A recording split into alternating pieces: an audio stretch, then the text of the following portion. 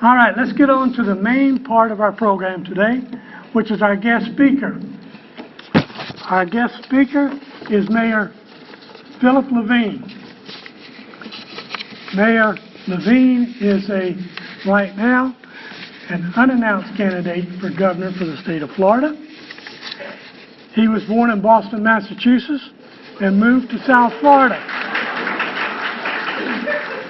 Oh, there's going to be more claps. Wait till you hear them farther down. He's called Miami Beach his home since the 1980s. Okay, let me hear the claps on this one. He's a graduate of the University of Michigan.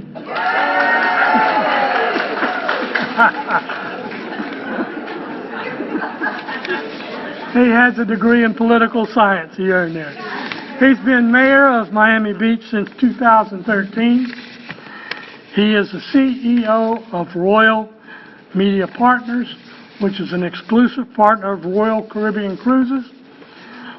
Royal Media Partners handles the creation of all the media for Royal Caribbean International, Celebrity Cruises. Sorry. Royal Media Partners handles the creation of all the media for Royal Caribbean International, Celebrity Cruises, and Azamara Club Cruises sailing in the Caribbean and Alaska. He is actively involved with the Clinton Global Initiative, an organization that implements innovative solutions to the world's most pressing challenges. What we're going to do is get him to come up and talk about himself for a few minutes, and then we're going to open the floor to questions. We've got our microphone set up. When you come to ask a question for the mayor, please keep your question short. The shorter your questions, the more questions that you can answer. Okay? Mayor Levine.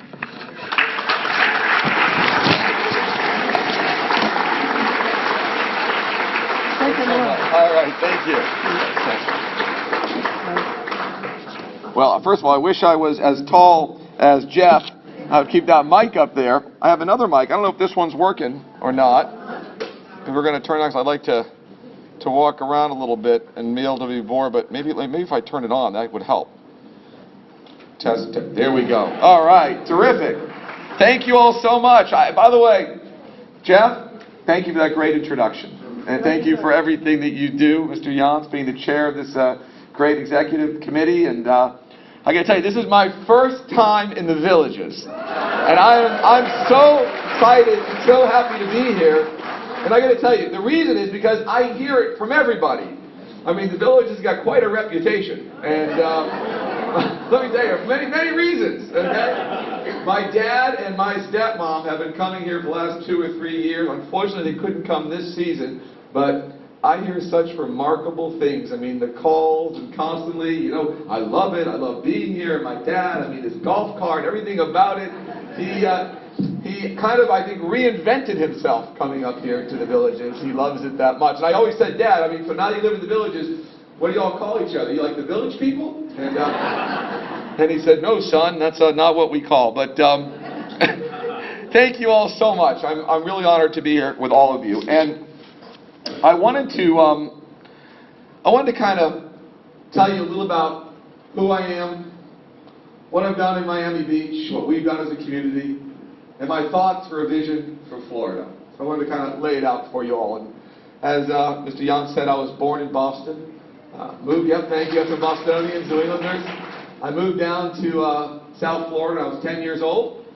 Decided to take, my parents came along with me. And I went to public school my entire life. And I always say, you know what? Us public school kids, we turn out okay. And then I went up to the big U of M, the University of Michigan, and became a Wolverine. I majored in political science, and I never thought in a million years I'd use that political science degree. And finally, I get to use that degree. I actually, I met another president that I became very, very close with, and that was President Clinton. Got very involved in local Democratic politics, and developed a very close friendship with President Clinton. And I always laugh and say that around 2000, when I sold all the companies and I was no longer president, he was no longer president too. So we kind of had 2 ex-presidents. And he invited me to travel with him, and he and I traveled around the world, many occasions, went to many different places, and I learned so much from President Clinton. He was very inspiring to me. I always knew I wanted to give back. I always knew I wanted to do something else besides business, and I wanted to help my community. And being with him, it was a little bit like you're kind of going into the music industry, and you're kind of hanging out and apprenticing with Elvis Presley, because he was so good, and I learned and saw all the great things that he had done. And through that, I was really inspired to run for office. So I ran for office. And by the way, if you have never run for office before, I recommend it to all of you, okay? It's quite a humiliating experience. And in Miami Beach, I saw a situation where there was a lot of analysis paralysis. Streets were flooding during sunny days, during the sea level rise. And I said, I'm going to run for mayor of Miami Beach. And it was a unique election because I was running against a few other people, and one of the candidates that was the clear favorite winner, can you imagine in Miami Beach, it's 50% Hispanic. And I'm running against a gay Hispanic commissioner, okay? That's a triple threat, okay, in Miami Beach, that's for sure.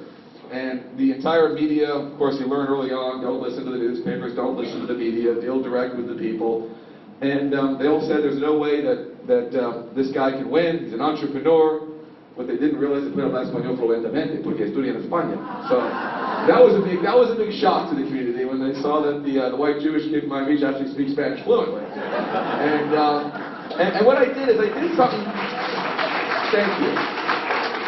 I did something a little different, a little unique. I said, I want to really talk to the people, because I always felt like, the people are the customers. You call them residents, they're customers. They're paying taxes, you're delivering a service, and if you want to understand what's really feeling, what they're feeling, what they need, talk to them. So I literally went out and knocked on 6,000 doors myself. I knocked on doors. I wore a pair of Nike sneakers, Nike Air Max, and I'm a jogger, but I had never blown out a pair of Nike Air Max. I actually blew out a pair of Nike Air Max because I walk so much. In those residential neighborhoods, I ate more white flies than you can imagine all day long being out there. And I broke into every single condominium building in Miami Beach. Because in order to really go, you've got to get into those buildings. So I would figure out a way to, I don't know, evade the security, have someone call up, let me in, start at the top of the building, walk the stairways down, knock on doors. And I got to tell you, I was thrown out of some of the best buildings in Miami Beach. I always said, God forbid if I did want to be an entrepreneur and I didn't win my election as mayor, I would be the best cat burglar ever in the history of Miami Beach. And I loved it, and I listened and I learned. It was a very unique campaign.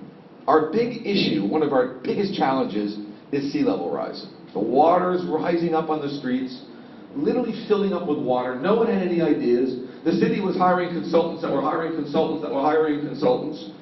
And I said, I want to win and I want to be able to fix this problem. Or come up with solutions, come up with ideas. So I literally ran a TV commercial that you would love. It showed me paddling down one of our main streets in a kayak when it filled up with water. And I'm wearing a yellow slicker. And I said, I don't want to be the mayor of Venice. I want to be the mayor of Miami Beach. And I have my boxer dog, Earl, who's become a big, social media presence in Miami Beach. I always say, God forbid, the last person I want the world to run against me is my dog, Earl. Because he'll come out and say, listen, I have as much city experience as he has. I've been with him in City Hall every day. And he's just so much more likable. He's just he doesn't take a stand on anything. And I had Earl with me, and next thing you know, the water's pouring down. It was pouring down on his head. And I turned to him and I said, paddle, Earl, paddle. And right on cue, he cries when he looks up. And we put that commercial everywhere on social media.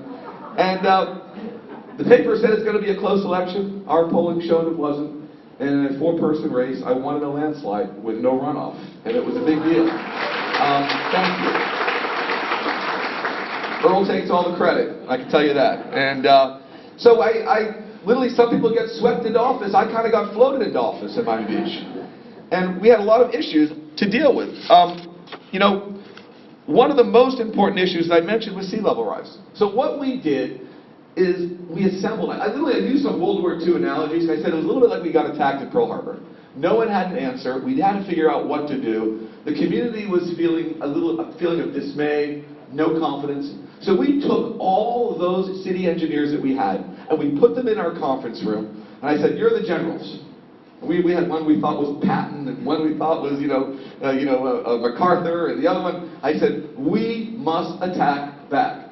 The last thing we can do is do nothing. I don't want to study this issue. I want solutions. Let's figure it out. And what we did is we literally began raising our streets in areas of our city where we knew the water was coming up. Then we started installing pumps. We started raising our seawalls, and we moved fast. And we actually showed that although we never declared victory, we started to win battles. Streets that were underwater became dry. Now, I can tell you this, a couple of things. First of all, raising streets, causing all that kind of construction commotion. As much as people want to see their streets dry, they flip out when you have that kind of traffic. Matter of fact, my mom was driving down one of our main roads. There was so much traffic because of all the road construction, and she called me and said, let me just tell you something. She said, if I had to vote again, she goes, I wouldn't vote for you. Okay? And I said, Mom, what are you talking about? I mean, if we don't raise these streets, you're all going to be living in Atlantis, okay? We must take care of this problem. And that's what we did, but we moved fast and we moved aggressively. The other thing we had to do is you had to pay for it. So it's about a $500 million project. So our first tranche was $100 million. And I went out, communicated with the public, and I said, we're going to have to raise everyone's stormwater fees. And I said, let me explain why. It's the only way we're going to be able to keep raising this money to raise the streets and pay for this construction. And when we communicated with the people of Miami Beach, they understood. They're sick of having their cars ruined. They understand how serious it is. And we did it. And we've been moving forward. And we've shown great progress in Miami Beach of what we've done. We've got a lot of notoriety, good and bad. We've become the poster child for sea level rise due to climate change. Matter of fact, I was in a documentary. If you haven't seen it, it's on iTunes. It's great. It's called Before the Flood with Leonardo DiCaprio. It's a great film to watch. I play the mayor of Miami Beach. It's a very compelling role, and it's been fantastic. But we've done a lot of great things. One of the other things we did in Miami Beach, which I really believe in my heart, is we're the first city in the entire state to raise the minimum living wage. And we think it's crucial. It's important. Now, I can tell you this, being the first state, you can imagine, I've never been sued by more parties than ever. I mean, we're being sued by Publix, we're being sued by the governor, we're being sued by everybody. We lost our first round in court, but we know this is going to go all the way to the Florida Supreme Court. That's where it's supposed to go. Because the fact of the matter is, one thing we know is, who can live on $8.10 an hour? No one can. No one can live on it. So why are we fooling ourselves? And you know what ends up happening? I tell my Republican friends, I said, listen, I don't know why this has to be a Democratic issue. It's not a Democratic issue. It's a Republican issue. It's a taxpayer issue. We know you can't live on $8.10 an hour. So what happens? Social services. The taxpayers pay. The state pays. So basically what we're doing is we're subsidizing all these businesses. As a taxpayer, as a Republican, why do you want to subsidize all these companies? And forget about I always love the story, well, he owns this one McDonald's, they can't afford to stay in business. I said, believe me, it's not a one McDonald's, it's 180 McDonald's owned by a private equity group out of Chicago that, by the way, love the fact the state of Florida is subsidizing their employees so they can only pay $8.10 an hour. And that's wrong. And that's something we've moved forward with, and we really believe. Now, the other thing, of course, I believe is that we need a statewide referendum, because if for some reason the courts say that even though in 2004 the Floridians voted that each municipality should set their own minimum living wage, if for some reason the courts feel that that language was cloudy, what I'd like to do is move forward with a statewide referendum which would allow every county, every municipality to set their own minimum living wage. Because it costs differently to live in different parts of our state, and we should allow the local governments to control this. And that's something we're moving forward on. We did some great reforms in our police department. I got to tell you, and when you run for mayor and you tell the police you're going to shake them up and you're going to change and you're going to change the entire culture, the one thing they don't do is endorse you. It's the most amazing thing. Phenomenal. Our city has had some big troubles with our police department. Especially with the African American community during a weekend called Memorial Day weekend, where our police officers unfortunately shot multiple times into cars. And I said, if I win the election, I'm going to do a complete audit on our police department, and we're going to find out what's going wrong. And we did it. We hired a professional organization out of Washington, D.C. called PERF. They came in, all former federal officers and officials, FBI, and they said, you got a leadership problem. you need to change leadership here. And we went out and did a national search. And we found one of the greatest police chiefs in America. His name is Dan Oates. He's a former head of NYPD intelligence. And he was the police chief in Aurora, Colorado during that horrible Batman shooting where President Obama said he's one of the greatest chiefs in America. We were lucky enough to attract Dan Oates, came to our city, brought in a number 2, highest ranking African American woman, became our deputy chief. We changed our entire command staff, and it takes time, but our entire police force has slowly but surely, the culture has changed dramatically. And I always say it is true. Thank you.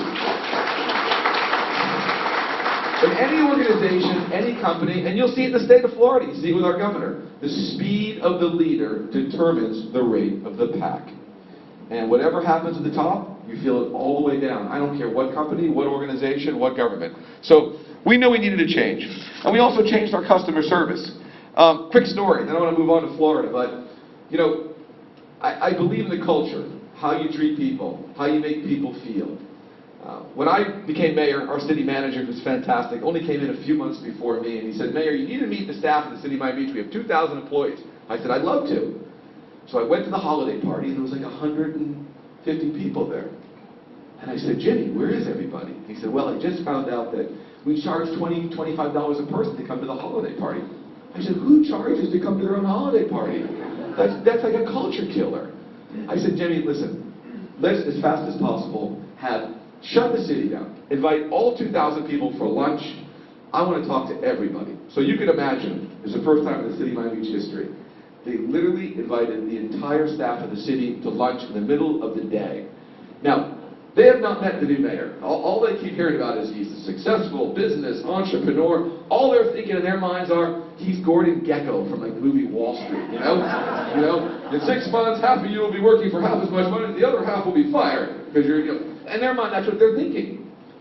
And we got everybody in the room, and I started talking to them about, we want to be a city that starts at yes, not a city that starts at no. We start at yes. If we have to go to no, we go to no. But let's start at yes. Let's have fun. Let's get things done. It's okay to make mistakes, as long as we learn from our mistakes. But the worst mistake you can make, is when I'm mayor, is by not getting things done. Because I am the most impatient guy in the world, okay? And they call me the impatient mayor, because I'm impatient. I want to get things done.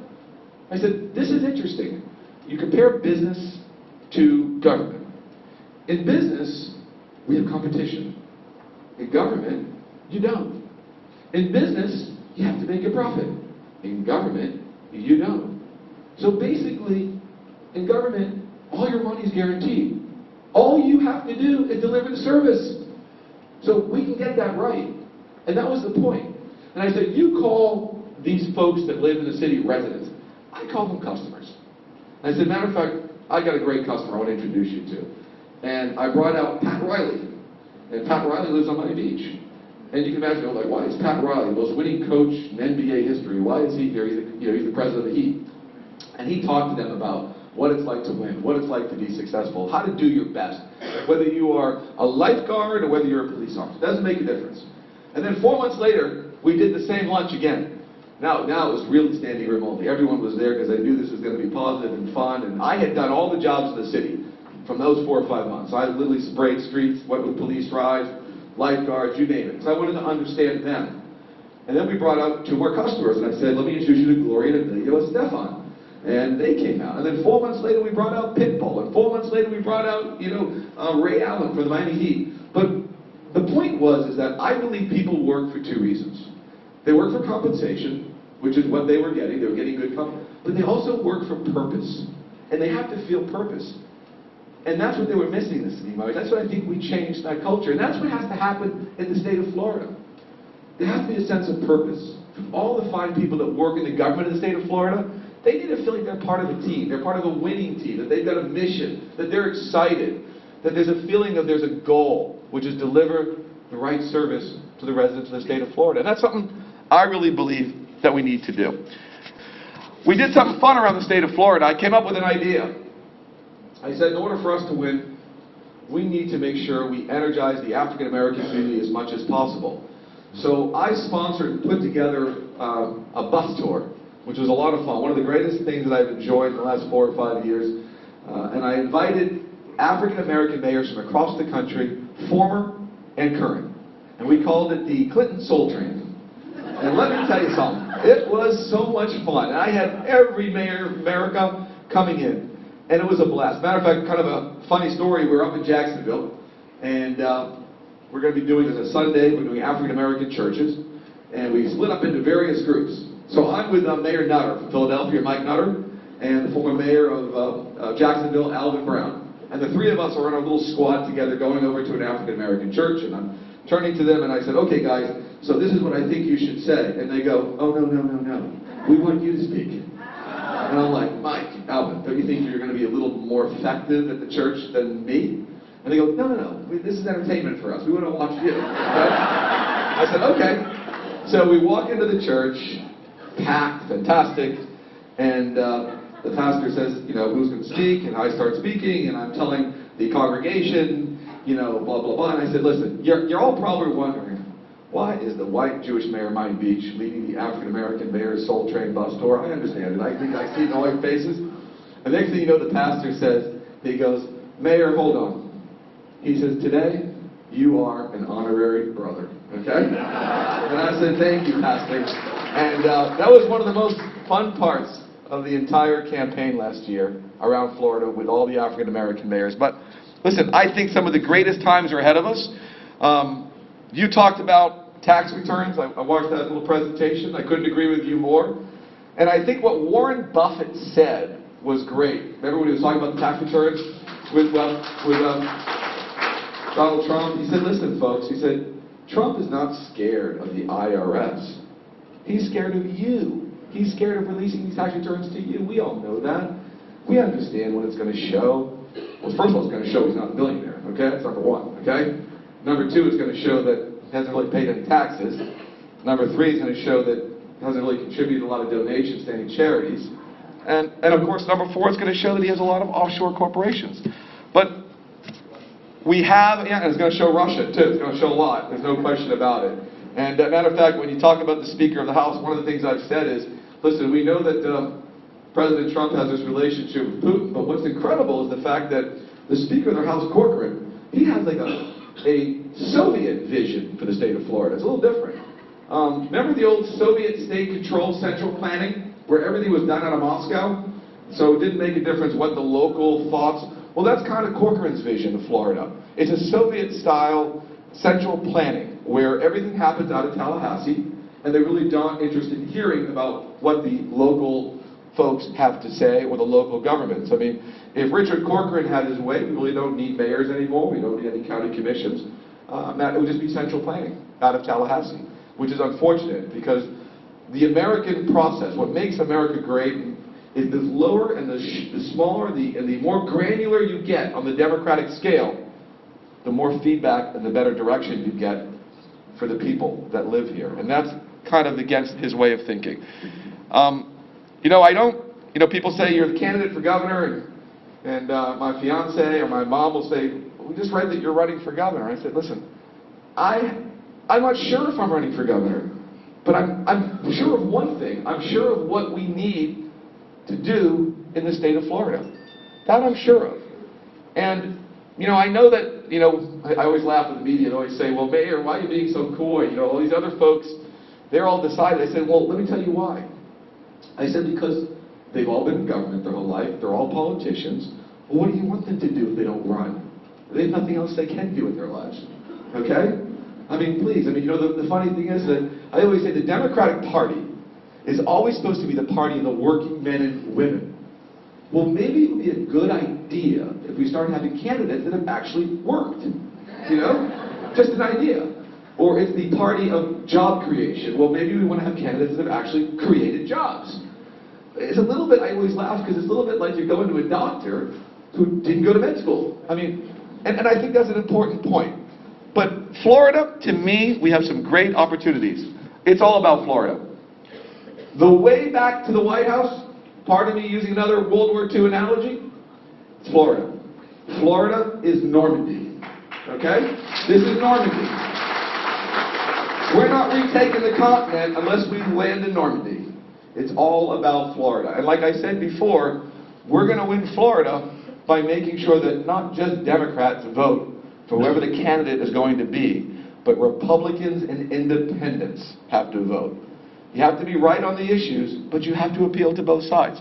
Living wage, we talked about that. To me, it's crucial. It's very, very important. But I also believe, you know, the governor and I don't see eye to eye on many things. I know that Corcoran's fighting him on this Enterprise Florida. But you know, I'm not sure if it's run well or it's run good or it's bad, needs fixing. But I do believe one thing, we want more enterprises to come to Florida. We want more businesses. I may rechange it, I would change that name from Enterprise Florida to Entrepreneur Florida. Because we want to create more entrepreneurs. We grow oranges in Florida, we need to start growing entrepreneurs. We need to make sure Florida has the ecosystem to create entrepreneurs. A lot of your children or grandchildren may or may not live here, but a lot of kids, they leave Florida. They leave Florida for better jobs somewhere else. And we need to create Florida as the place that we're not just proud of it because of tourism, but we need to be proud of it because it's an entrepreneurial hotbed. That it's a great state that focuses on its environment. That it's a state that creates an ecosystem that allows companies to thrive and to grow. And that's something that I think that we're missing here. You know, you look at NASA. President Kennedy, what he said about NASA, it holds today. NASA should be and could be our Silicon Valley. But we have to create the right structure to make NASA our Silicon Valley. Education, we need to make sure that kids in Florida, if they can't afford to go to a university, that we make it affordable and that they don't get saddled with huge debt in the state of Florida. I mean, we're all Floridians. We need to make sure that Florida has the great education system. And think about this, we're on Team Florida. If we want the Googles and we want these various companies, you've got to create the graduates that have the right skills to be able to work at these universities. We need innovation zones next to these universities. We're entrepreneurial startups. And the one thing I know that you'll agree is the one thing we need in Florida is we need more infrastructure. We need better transportation. The state needs it. We need to connect our cities together. That's a crucial part. And by the way, infrastructure, which is amazing, it creates jobs. And the one thing we do know is whether it's new airports or trains or new roads or tunnels, they're not Republican and they're not Democrat. And no one thinks about that when you're walking through or you're using these various things. So there's a lot we have to do. Tourism is great for us. Disney's a fantastic organization. But I think we need to make sure that Disney's affordable, meaning that all Floridians can afford to vacation at Disney World, not just people from outside the state. I call that the Disney Challenge. And I think it's something that we have to all work towards and moving forward. So we have a long road ahead of us. I'm so honored to be here. And to be honest, of course, and let me ask you to open up to questions. I love questions. Feel free. Any question, everybody. Thank you so much.